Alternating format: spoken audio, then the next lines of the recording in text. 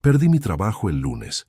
El martes por la noche, ella traía una maleta ya embalada a la puerta de mi habitación. No preguntó si estaba bien. No preguntó si tenía a dónde ir. Solo preguntó, ¿quién va a pagar todo ahora? Y fue ahí cuando descubrí que ella siempre supo de un secreto que yo fingía que nadie conocía. Mamá nunca me quiso del mismo modo que quería a Lupita. Eso no es odio, no es drama, es simplemente un hecho. Desde que ella entró a nuestra casa en Guadalajara, cuando yo tenía 14 años, todo cambió. Mi papá intentaba mantener la paz, pero su amor estaba dividido, y dividir amor entre una hija de sangre y una niña que llegaba con maletas llenas de traumas. Bueno, las matemáticas son difíciles. Mi padre falleció cuando tenía 28 años. Un infarto. Solo, en su oficina, sin avisar a nadie. La lectura del testamento fue tensa. Él dejó la casa para mi mamá, técnicamente madrastra, biológicamente invasora, y para Lupita. Para mí, dejó una herencia que parecía un ultimátum, que aprenda a sostenerse como yo le enseñé. Mis ojos ardieron cuando leí eso. No era negligencia, era decepción disfrazada de principio, pero yo soy testaruda, soy de las que transforman la rabia en combustible. Trabajé como freelancer en TI desde esa época, tomando proyectos en plataformas internacionales que nadie creía que conseguiría. Tomé algunos que valían más que 10 salarios normales.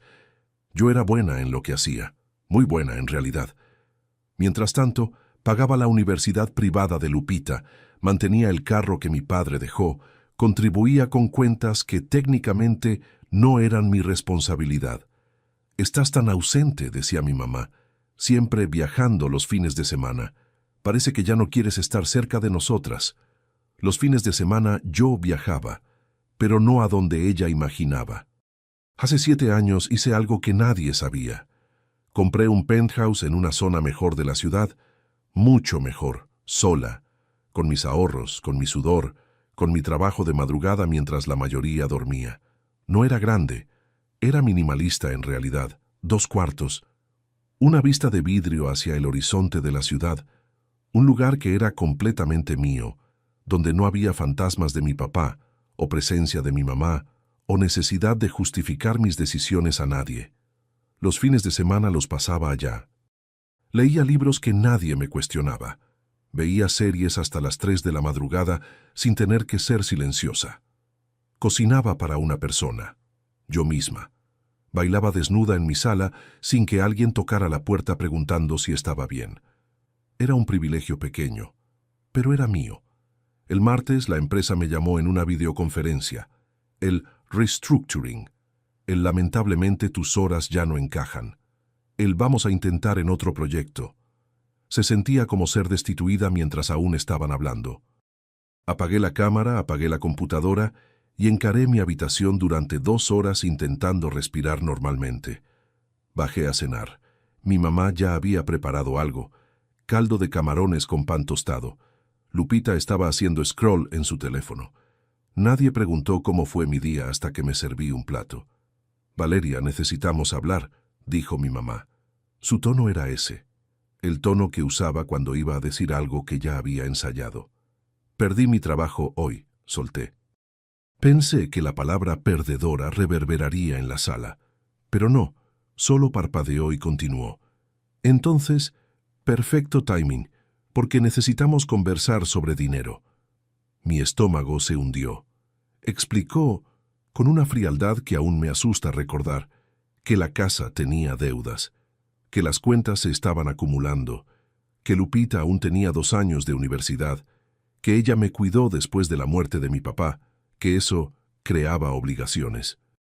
Mientras ella hablaba, un vaso de agua en el centro de la mesa reflejaba mi imagen, pálida, transparente, desapareciendo. «¿Quién va a pagar esto ahora?», preguntó. No era una pregunta, era una acusación. Lupita me miró con algo entre pena y alivio. Mi mamá se levantó y salió de la sala. Media hora después tocó mi puerta. Traía una maleta vieja, una maleta de ruedas que pertenecía a mi padre. Estaba pesada, estaba lista. «Creí que era hora de que entendieras que no puedes esperar que otros paguen tus cuentas. dijo ella con la mano aún en la manija. Si viajas tanto los fines de semana, estoy segura de que tienes un lugar a donde ir. Mi sangre se heló. Ella no sabía, pero también sabía. Sabía de un modo que solo alguien que estaba investigando, observando, anotando, conseguiría saber. ¿Cómo tú? Intenté. Vi una factura de condominio que llegó a tu nombre. Hace meses, dijo ella con la calma de quien finalmente logró derrotar a alguien. Siempre me pregunté, pero ahora ya no importa. Tienes un lugar. Vete allá. La puerta se cerró detrás de ella como un punto final. Me quedé mirando la maleta, mi vida dividida en un recipiente de plástico barato que mi padre había comprado en un viaje a Cancún. Las lágrimas vinieron calientes, furiosas pero silenciosas. Mi refugio había sido descubierto. Mi secreto tenía fecha de vencimiento. Y por primera vez en 7 años, estaba completamente sola. Pero antes de continuar, verifica si ya estás suscrito al canal y escribe en los comentarios. ¿De dónde estás viendo este video? Nos encanta saber hasta dónde llegan nuestras historias. La primera noche en el penthouse fue extraña. Literalmente todo estaba como lo dejé. Un florero en la mesita, un libro abierto en la poltrona, una taza de café aún con marca de labial. Era como entrar en una cápsula del tiempo. Pero ahora no era un refugio, era un exilio. Encendí la laptop, algo que no debería hacer pero necesitaba. Busqué desempleo emergencia freelancer. Las respuestas eran peores que mi peor escenario. Las cuentas seguirían venciendo. El penthouse requería cuota de condominio. Internet no era gratis. La comida salía del dinero que necesitaba ahorrar. El seguro de vida había vencido. Dormí con la computadora aún encendida, haciendo búsquedas que mi cerebro ya conocía las respuestas. Desperté con el teléfono sonando. Mi mamá. Cartas de cobro llegando. Lupita preguntando si estaba bien. La respuesta era no, pero respondes, está todo bien, porque tu madrastra acaba de sacarte de casa y ahora tienes 0 tiempo para ser débil. Los días que siguieron fueron quirúrgicos en su precisión. Despertar cafecito en el penthouse, que tenía que hacer con la cantidad mínima de café porque necesitaba ahorrar, abrir la laptop, buscar proyectos remotos que aceptaran freelancers en situación de urgencia. Siempre hay alguien desesperado por contratar a alguien desesperado. Es un mercado honesto de esa forma. Conseguí mi primer proyecto un miércoles. No pagaba bien, pagaba lo suficiente. Conseguí un segundo cliente un lunes. Luego vino un tercero. Eran tareas menores, proyectos fragmentados, el tipo de cosas que antes rechazaría porque pagaban poco, porque eran aburridas, porque desmerecer mi nivel. Ahora todo ese desmerecimiento era un lujo que no podía permitirme. Me sentaba en el sofá de mi penthouse, ese sofá que había costado una pequeña fortuna, que había comprado porque me gustaba el cuero genuino y porque merecía algo bonito, y trabajaba.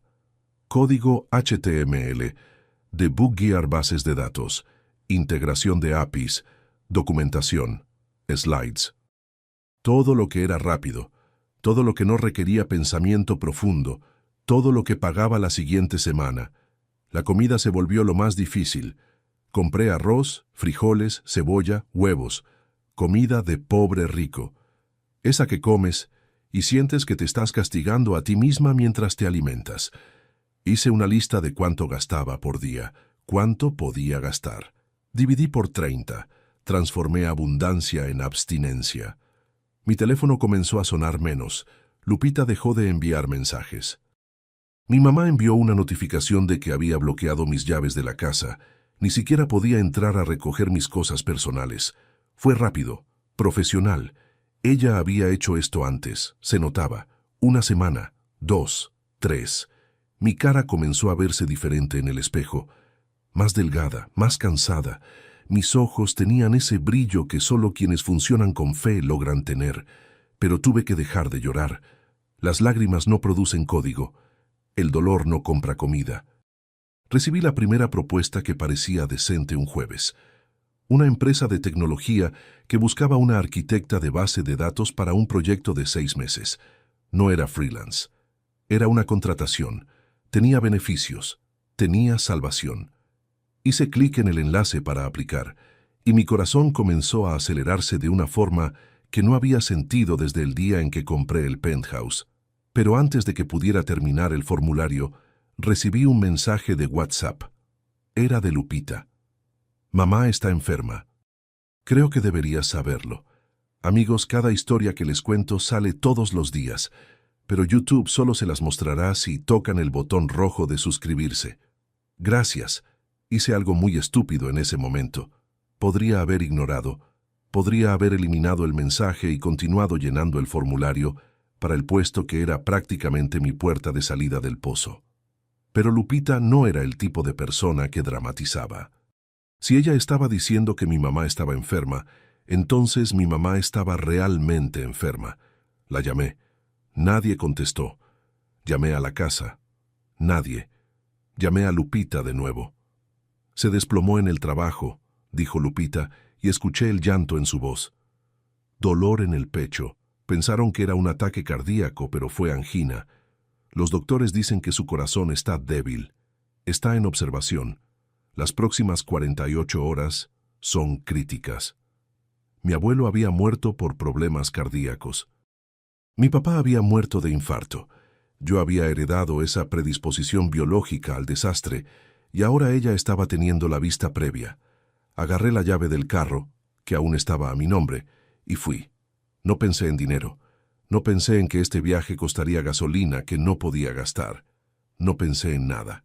Solo manejé. El hospital era demasiado blanco, demasiado frío. Mi mamá estaba en una cama conectada a máquinas y tenía el color de alguien que había visto el otro lado y volvió confundida sobre por qué. Lupita me abrazó cuando entré. Yo permanecí inmóvil. Esa mujer que me había sacado de casa una semana atrás estaba ahora vulnerable de una forma que hacía imposible mantener la rabia. «Valeria», dijo mi mamá, su voz un susurro. «¿Viniste?» «Claro que vine», mentí. Pasé la noche en el hospital. En realidad, pasé las próximas 3 noches. Dormía en una silla incómoda que debería ser crimen considerar una cama. Compraba café malo en la cafetería. Escuchaba el bip de las máquinas. Miraba a esa mujer que me crió, que también había perdido a alguien, que también estaba sola de una forma que solo ahora podía entender. El tercer día, cuando los doctores dijeron que mejoraría, que era solo una advertencia, que necesitaba cambiar radicalmente su estilo de vida, ella pidió hablar conmigo a solas. «Fui muy dura contigo», dijo ella, y lágrimas escurrían de una forma tan diferente a como mi papá lloraba. Sus lágrimas eran amargas, eran de quien finalmente tenía noción de su propio tamaño pequeño en el universo. No respondí. No podía. Mi garganta se había cerrado.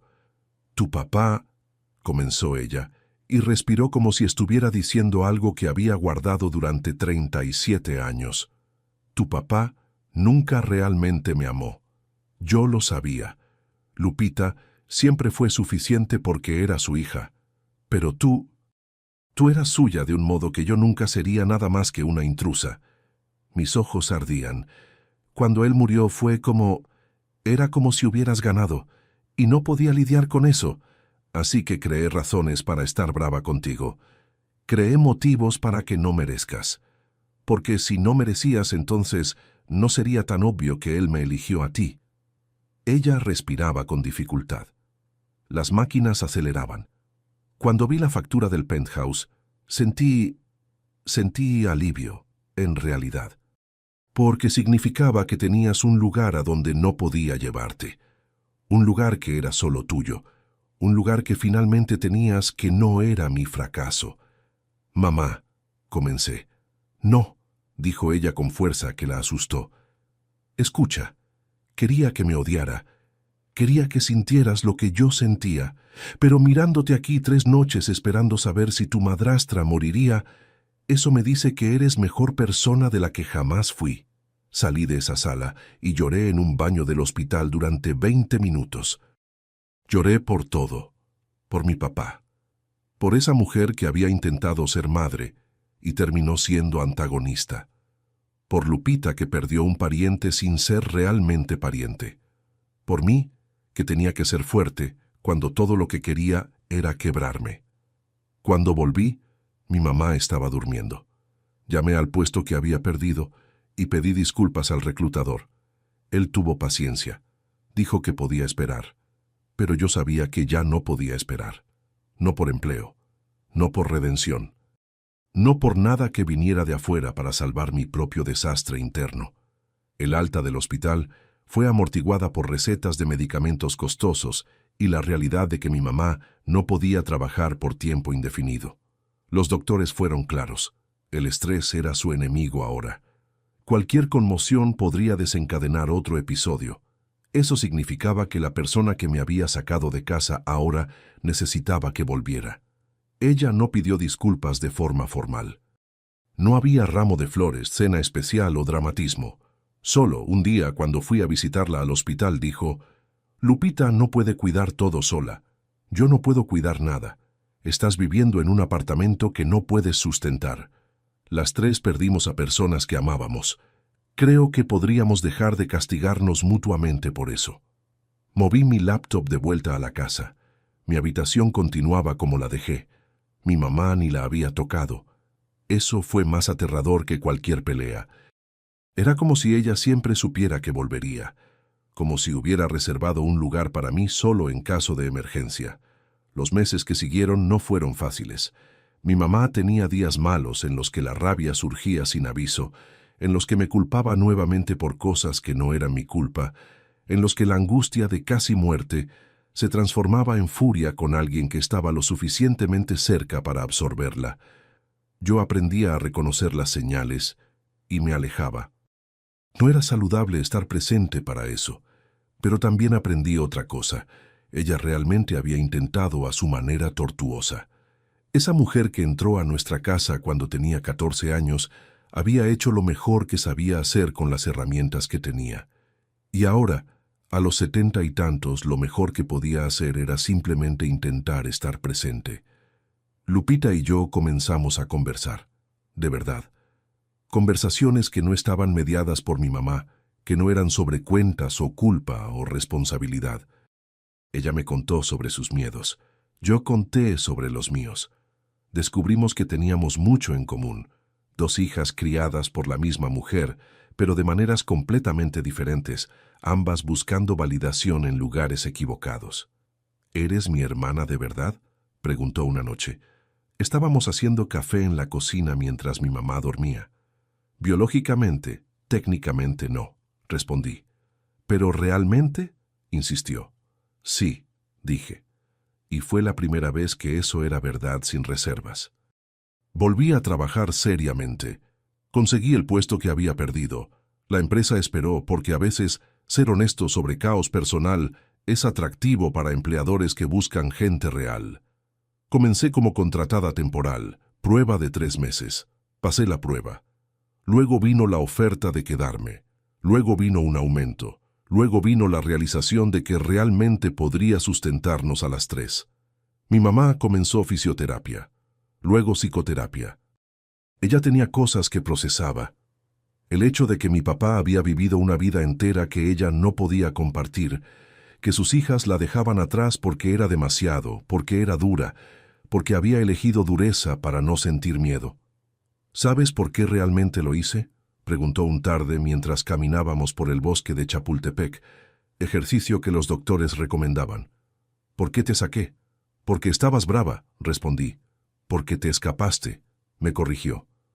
«Habías construido una vida que no conocía, que no podía controlar, que no podía arruinar, y eso me aterroriza, saber que alguien que crié o que ayudé a criar tenía tanto miedo de mí que necesitaba un lugar secreto para respirar». Caminamos en silencio por un tiempo. «Debería haber preguntado cuando descubrí sobre el penthouse», continuó ella. «Debería haber preguntado por qué lo necesitabas. Debería haber escuchado, pero en lugar de eso, creé una razón para estar brava. Creé motivos para que no merecerte, porque estar brava es más fácil que estar asustada». Agarré su mano, algo que no había hecho en años. Ella apretó de vuelta, y ambas entendimos que eso era lo más cercano a un pedido de disculpas y una aceptación que tendríamos. Ese mes decidí vender el penthouse. Era una decisión que realmente duele, porque ese lugar había sido mi símbolo de resistencia, mi refugio. Pero también era una prisión ahora. Un lugar que mantenía porque tenía miedo de lo que pasaría sin él. La venta dio lo suficiente para que pudiéramos lograr que toda la familia viviera en un lugar mejor. Un lugar que era suyo, pero que también era mío. Un lugar donde no necesitaba un secreto para sentirme bien. Si quieren saber cómo termina esta historia y conocer muchas más, denle al botón rojo de suscribirse. Es gratis y me ayuda muchísimo. Hay narrativas bonitas sobre el perdón. Son aquellas que te dicen que una vez que perdonas todo cambia, el dolor desaparece, te conviertes en una versión mejorada e iluminada de ti mismo. Esas historias mienten. El perdón es lento, el perdón es sucio. El perdón es despertarte un día cualquiera y darte cuenta de que no pensaste en mi mamá como la villana durante tu desayuno. Y luego pensar 3 veces sobre eso porque parece una victoria tan pequeña que cuestiona si realmente vale la pena llamarla victoria. Mi mamá aún tiene días malos. Aún tiene momentos en que su primera reacción es defensiva, agresiva, intentando controlar. Y yo aún tengo días en que mi primera reacción es retirarme, porque me enseñaron a creer que eso era rechazo. Pero ahora, la diferencia es que podemos hablar sobre eso. Podemos decir, me lastimaste, sin que alguien se quiebre completamente. Ese trabajo remoto que conseguí se volvió estable, se volvió cómodo. Se volvió eso que no imaginas perder porque se vuelve parte de tu identidad. Mi gerente una vez dijo, en una evaluación de desempeño, que mi mayor fortaleza era que entendía la presión, que no entraba en pánico cuando las cosas se volvían imposibles porque ya había vivido la imposibilidad. Ella no sabía sobre el penthouse, no sabía sobre la maleta en la puerta. No sabía que su empleada perfecta había dormido en un sofá durante algunas noches, bebiendo café de la cafetería y preguntándose cuándo el universo dejaría de patear. Lupita terminó la universidad, consiguió un trabajo que le gusta y esta es la parte que más me hace sonreír. Se mudó, agarró sus cosas, agarró sus ahorros y se fue a vivir en un apartamento minúsculo con 2 amigas, porque dijo que necesitaba aprender a sostenerse. «Me enseñaste eso», dijo, mientras embalaba sus cosas. «No enseñé nada», protesté. «Me enseñaste que es posible estar asustada y aún hacer lo correcto. No tenías que volver a esa casa. Podías haberla dejado arreglársela sola». «Ella es tu mamá», respondí. «También es la mamá de ella. Y la mamá de ella también fue hija de alguien que probablemente la lastimó. Rompiste el ciclo, Valeria. Fuiste lo suficientemente fuerte para ser amable con la persona que fue cruel contigo. Mi habitación está vacía ahora, porque yo también me mudé. Agarré mi dinero, agarré mi independencia recién recuperada y alquilé un apartamento que es todo lo que el penthouse era, pero diferente. Es más pequeño, es más humilde, es más honesto. Las paredes no son blancas, son beige. Tiene estantes de libros. Tiene cuadros que pinté yo misma. Tiene un espacio que es mío sin tener que ser un secreto. Visito la casa de mi mamá los domingos. Ayudo a Lupita cuando lo necesita. Y mi mamá viene a mi apartamento de vez en cuando y se sienta en mi sofá que es viejo y cómodo y toma té que hago yo. No café de la cafetería, sino té verdadero. Y me mira con algo que parece arrepentimiento, pero que intentamos transformar en cuidado. Lo que nadie te dice sobre la supervivencia es que no es un momento único de victoria. Es una serie de pequeñas elecciones. Es despertarte y decidir que vas a trabajar, que vas a pagar tus cuentas, que vas a cuidar a alguien que te lastimó porque nadie merece estar solo, que vas a perdonar no porque esa persona lo mereciera, pero porque tú merecías estar libre de la rabia que te mantenía atrapada. Recibí una promoción el mes pasado, más dinero, más responsabilidad, y por primera vez en mucho tiempo no pensé en agarrar ese dinero extra y construir otro refugio secreto.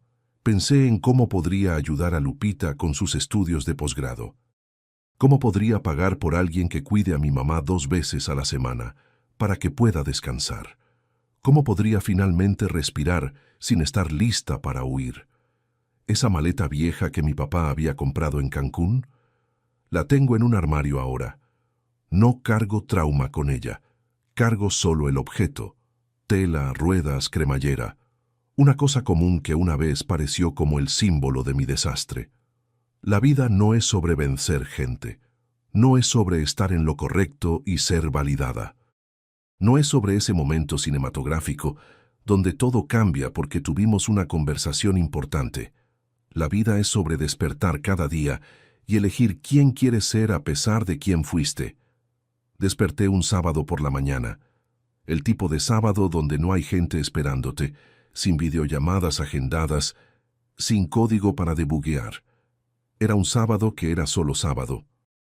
Agarré mi teléfono para no hacer nada específico, solo scrollear redes sociales como hace una persona normal, y recibí un mensaje de mi mamá. No era sobre dinero, no era sobre cuentas o responsabilidades o culpa. Era una foto de ella y Lupita en el parque de Xochimilco, ambas sonriendo, ambas realmente sonriendo. No esa sonrisa de «estoy fingiendo estar bien para que no te preocupes», sino esa que sale naturalmente cuando olvidas por un momento que tienes razones para estar triste. La leyenda solo decía, «Día de mamá e hija, debiste haber venido». Hice una cosa, llamé un Uber, pasé por la panadería favorita de mi mamá y fui a su casa. Lupita ya estaba allá cuando llegué. Mi mamá abrió la puerta, no ese rito de bienvenida formal, sino con ese brillo de sorpresa genuina que significa que realmente no esperaba. Pasamos la mañana juntas. Hicimos un café. Café de verdad, no ese de la cafetería que bebía cuando estaba sola en el penthouse. Mi mamá contó historias que nunca había escuchado sobre cuando era joven, cuando era más brava, cuando aún tenía esperanza de que la vida sería diferente. Lupita bromeó conmigo sobre una cliente difícil que tiene en el trabajo, y yo simplemente estaba presente. Ese día, mi mamá pidió disculpas de nuevo, no porque la forzara, no porque una terapeuta la orientara, solo porque, finalmente, realmente entendía lo que había hecho. No merecías eso, Valeria. Ningún niño, ningún joven, ninguna persona merecía ser sacado de casa como lo fuiste. No merecía estar brava de esa forma. Estaba intentando sentirme poderosa sobre alguien que nunca pude controlar, y creí que lastimarte me haría sentir mejor. No lo hizo. Solo me convirtió en una mujer que casi muere sin arreglar nada. La abracé. Y esa vez no era necesario decir nada porque ella ya había dicho todo. Cuando salí de allá ese día, visité el lugar donde el penthouse solía estar. Era un condominio bonito, ¿verdad? Pero había familias allá, niños corriendo, gente usando la piscina para divertirse. El lugar continuaba viviendo sin mí. Eso significaba que no era tan necesaria como pensaba, que mi drama no era central para el universo. Extrañamente, eso fue reconfortante. Volví a mi apartamento y comencé a escribir. Sobre todo esto, sobre la maleta, sobre la madrastra, sobre mi papá muerto, sobre la culpa, sobre la supervivencia. Sobre esa noche cuando todo se derrumbó, y pensé que nunca reconstruiría nada.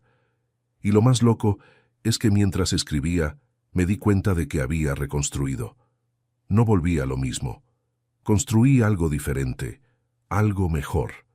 No porque fuera más grande o más lujoso, sino porque tenía aire para respirar adentro. Mi mamá falleció 3 años después de esa madrugada, no por problemas cardíacos. Ella fue valiente sobre sus medicinas después de ese episodio, sino por cáncer que surgió de forma silenciosa y rápida. En el hospital durante los últimos días, pidió hablar conmigo a solas de nuevo. «Estoy arrepentida de tantas cosas», dijo con dificultad para respirar. «Lo sé», respondí, «pero no estoy arrepentida de tener una hija que es lo suficientemente fuerte para perdonar. Eso es lo más bonito que creé sin darme cuenta de que lo estaba creando». Lloré mucho cuando se fue. Lupita y yo nos abrazamos en una iglesia y ambas nos dimos cuenta de que, después de todo, ella había sido nuestra mamá de un modo que nunca sería perfectamente bueno, pero había sido sincero. Aquí estoy ahora, a los 44 años. Tengo un trabajo que amo. Tengo un apartamento que es completamente mío. Tengo una hermana que es verdaderamente mi hermana. Y tengo la claridad de que la vida no es sobre vencer, no es sobre estar en lo correcto, no es sobre ser validada por otros. La vida es sobre despertar cada día y elegir amor, especialmente por alguien que lo necesita, aun cuando esa persona ya te lastimó, especialmente cuando tienes razones válidas para no elegir amor.